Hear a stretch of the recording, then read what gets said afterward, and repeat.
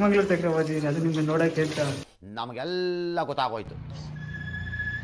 ಎಲ್ರಿಗೂ AR ಕನ್ನಡಿಗ YouTube ಚಾನಲ್ಗೆ ಸ್ವಾಗತ. ಇವತ್ತು ನಮ್ಮದು ಫ್ರೆಂಡ್ದು ಕ್ರಿಕೆಟ್ ಮ್ಯಾಚ್ ಐತೆ, ಸೊ ಅಲ್ಲಿಗೆ ಹೋಗೋಣ ಅಂದ್ಕೊಂಡಿದ್ದೀವಿ. ಬನ್ನಿ ಹೋಗುವ. ಕ್ರಿಕೆಟ್ ಆಡೋದ್ರ ಹೋಗೋಣ. ನನ್ನ ಮಗ ಗಾಡಿ ರಿಪೇರಿ ಮಾಡ್ಸೋಕೆ ಕರ್ಕೊಬಂದವನೇ, ಕ್ರಿಕೆಟ್ ಆಡೋ ಕಡೆ ಕರ್ಕೊ ಹೋಗ್ದಲೆ. ನೋಡಿ ಇಲ್ಲಿ ಮಕ ಬೇರೆ ತಿರುಗಿಸ್ಕೊತಾನೆ ನನ್ನ ಮಗ.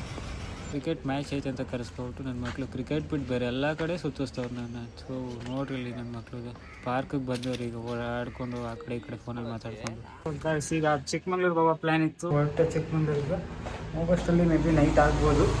ಸೊ ಚಿಕ್ಕಮಂಗ್ಳೂರಿಗೆ ಹೊರಟೆ ನಾನು ಗಾಡಿ ಎತ್ಕೊಂಡು. ಸೊ ಪೆಟ್ರೋಲ್ ಕಡಿಮೆ ಇತ್ತು ಅಂತ ಪೆಟ್ರೋಲ್ ಹಾಕ್ಸುವ ಅಂತ ಪೆಟ್ರೋಲ್ ಬಂಕಿಗೆ ಹೋದೆ.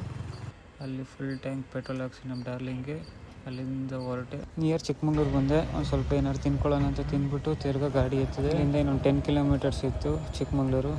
ಫೈನಲಿ ಮನೆಗೆ ರೀಚ್ ಆದ್ವಿ. ಎಷ್ಟಾದ್ರು ವೀಡಿಯೋ ಮಾಡಲೇಬೇಕು. ಚಿಕ್ಕಮಂಗ್ಳೂರು ತನಕ ಹೋಗಿದ್ದೀನಿ, ಅದು ನಿಮ್ಗೆ ನೋಡೋಕ್ಕೆ ಅಂತ ವೀಡಿಯೋ ಮಾಡ್ದಿರೋಕ್ಕಾಗುತ್ತಾ? ಎಲ್ಲ ಆಗಲೇ ಮಲ್ಕೊಳ್ಳೋಕೆ ರೆಡಿ ಆಗಿದ್ರು. ಸೊ ಸಿಗುವ ನೆಕ್ಸ್ಟ್ ವ್ಲಾಗಲ್ಲಿ. ಬಾಯ್ ಬಾಯ್.